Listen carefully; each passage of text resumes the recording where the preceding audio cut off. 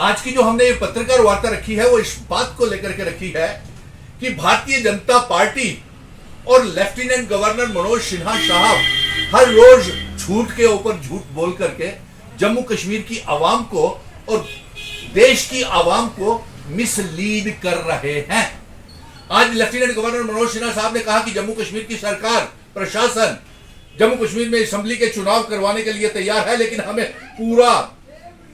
हम दावा करते हैं कि भारतीय जनता पार्टी 2023 में असेंबली के चुनाव बिल्कुल नहीं करवाएगी और लेफ्टिनेंट गवर्नर मनोज सिन्हा साहब सरासर झूठ बोल रहे हैं।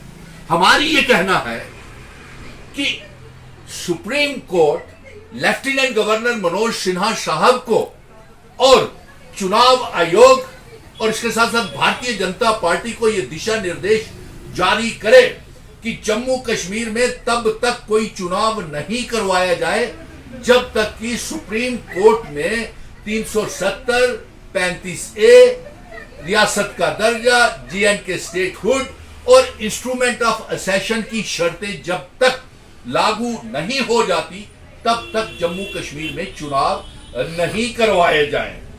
और ये भारतीय जनता पार्टी चुनावों से भाग रही है। लेफ्टिनेंट गवर्नर मनोज सिन्हा साहब भारतीय जनता पार्टी के स्पोक्स पर्सन की तरह एक उनके काम कर रहे हैं और बीजेपी का एजेंडा आगे लेकर के चल रहे हैं। और हमें खुशी है कि हमारा केस जो है वो सुप्रीम कोर्ट में बहुत मजबूत है। ये जम्मू कश्मीर की 1 करोड़ 30 लाख अवाम और नौजवानों के लिए खुशी की बात है कि हमें स्पेशल स्टेटस 370, 35A, इल्हाक की शर्तें, एब्रोगेशन ऑफ आर्टिकल 370 और 5 अगस्त 2019 को जो भारतीय जनता पार्टी ने गलत फैसले लिए हैं वो सुप्रीम कोर्ट सब वापस हमें दिलाएगा और सुप्रीम कोर्ट से हमें हासिल होंगे। इसलिए आज हमारी ये मांग है और हमारा ये कहना है और हम ये दावे के साथ कह सकते हैं कि भारतीय जनता पार्टी जम्मू कश्मीर में चुनाव नहीं करवाएगी। और इसके साथ साथ ये ब्यूरोक्रेसी हावी है जम्मू कश्मीर में तमाम डेमोक्रेटिक आधारों के ऊपर। ये कहते हैं कि festive of democracy Jammu Kashmir में है, प्रधानमंत्री जी का कहना है। कहां है डेमोक्रेसी? आपने पंचायत, म्युनिसिपल कॉर्पोरेशन के चुनाव, म्युनिसिपैलिटीज के चुनाव आपने मजाक बना करके रख दिया। और यही मजाक ही नहीं, ब्यूरोक्रेसी इन सब के ऊपर हॉबी है। इसीलिए हम कहते हैं कि एक तो पहले ही भारतीय जनता पार्टी ने, हम क्लियरली बोलते हैं और बिल्कुल साफ बोलते हैं कि जम्मू कश्मीर में ये चुनाव असेंबली के नहीं करवाएंगे। और मैं तमाम पॉलिटिकल पार्टीज को कहूंगा कि पहले आप रियासत के दर्जे के लिए सुप्रीम कोर्ट में 370, 35A, इल्हाक की शर्तें जो महाराजा हरि सिंह जी ने जिन शर्तों के ऊपर भारत के साथ इल्हाक किया था उन शर्तों के ऊपर आप पहले सुप्रीम कोर्ट से इंसाफ ले लें। क्योंकि ऐसी असेंबली को आप क्या करेंगे, ऐसी म्युनिसिपैलिटीज को, ऐसी कॉर्पोरेशंस, म्युनिसिपल कॉर्पोरेशंस को, ऐसी अर्बन लोकल बॉडीज को क्या करेंगे जिसके ऊपर IAS और IPS ऑफिसर्स और ब्यूरोक्रेसी हॉबी रहे, आपको इंसाफ ही ना दिला पाए। जहां से कानून बनने हैं जम्मू कश्मीर के लिए वो वहां पे कानून ही ना बन सके। इसलिए हमारी ये मांग है कि सुप्रीम कोर्ट हिदायत जारी करे कि किसी भी किस्म के चुनाव पार्लियामेंट के और जम्मू कश्मीर में असेंबली के चुनाव तब तक न करवाए जाए जब तक जो सरकार, जो हमें रियासत, हमारे बुजुर्ग विरासत हमको दे करके गए थे, जम्मू कश्मीर, लद्दाख, POK, गिलगित बल्टिस्तान को, जम्मू कश्मीर को और भारत का हिस्सा नहीं बना लेते। सुप्रीम कोर्ट ये हिदायत जारी करे कि जम्मू कश्मीर में चुनाव नहीं करवाए जाएं। सुनील डिम्बू जी, आप कहते हैं कि LG साहब बीजेपी के नेता हैं। जी बिल्कुल कहा है, इसमें कोई दो राय नहीं है। आपने स्वयं नहीं देखा अमित शाह जी की बीजेपी की मेगा रैली हुई जो कि बाद में फ्लॉप शो साबित हुई और उस फ्लॉप शो में LG मनोज सिन्हा साहब ने खुद वहां पे सरकारी खर्चे के ऊपर हमारे जम्मू कश्मीर के अवाम के ऊपर खून पसीने की टैक्स पेड पैसे का दुरुपयोग करके वो फ्लॉप मेगा रैली साबित हुई। और फिर उसके बाद आपने देखा नहीं कि वहां पे सुप्रीम कोर्ट के जजेस यहां आए, उनके सामने झूठ बोला कि जम्मू कश्मीर में 5 अगस्त 2019 के बाद जमीन आसमान का फर्क है, जबकि यहां पे बेरोजगारी है, भुखमरी है, गरीबी है।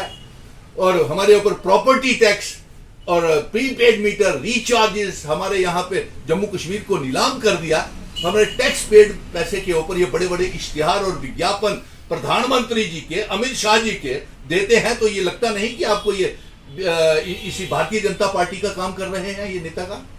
रायका हाईकोर्ट प्रोजेक्ट पे आपका क्या कहना है? हाँ, रायका हाईकोर्ट प्रोजेक्ट, उसके लिए हमने स्पष्ट रूप में हमने ये बोल दिया है कि सारे के सारे पहाड़ पेड़ हमने दिखाई थी वीडियोस आप सारे पत्रकार बंधुओं को, नगरोटा सिदरा से लेकर के नरवाल बाईपास तक सारी के सारे पहाड़ और वो काट दिए गए हैं, पेड़ काट दिए गए हैं। ये हमारे नेचुरल सोर्स हैं रायका के, जो ऑक्सीजन जनरेशन प्लांट है, ये नेचुरल ऑक्सीजन जनरेशन प्लांट है। और मैं चीफ जस्टिस साहब से भी कहूंगा, मैं बार का भी शुक्रगुजार हूं कि उन्होंने हमारी बात को समझते हुए इसका विरोध किया है, और सारे वकील हमारे साथ हैं, हम वकीलों के साथ हैं, बार के साथ हैं। मैं तमाम लोगों को कहूंगा कि एक साथ होकर के जम्मू की आने वाली पीढ़ियों को ऑक्सीजन पोल्यूशन से बचाएं। और चीफ जस्टिस साहब से ये मैं मांग करूंगा, पत्रकार बंधुओं, कि आप चीफ जस्टिस साहब, आपको शायद सही तरीके से टोपोग्राफी रायका हाईकोर्ट प्रोजेक्ट की नहीं दिखाई गई है।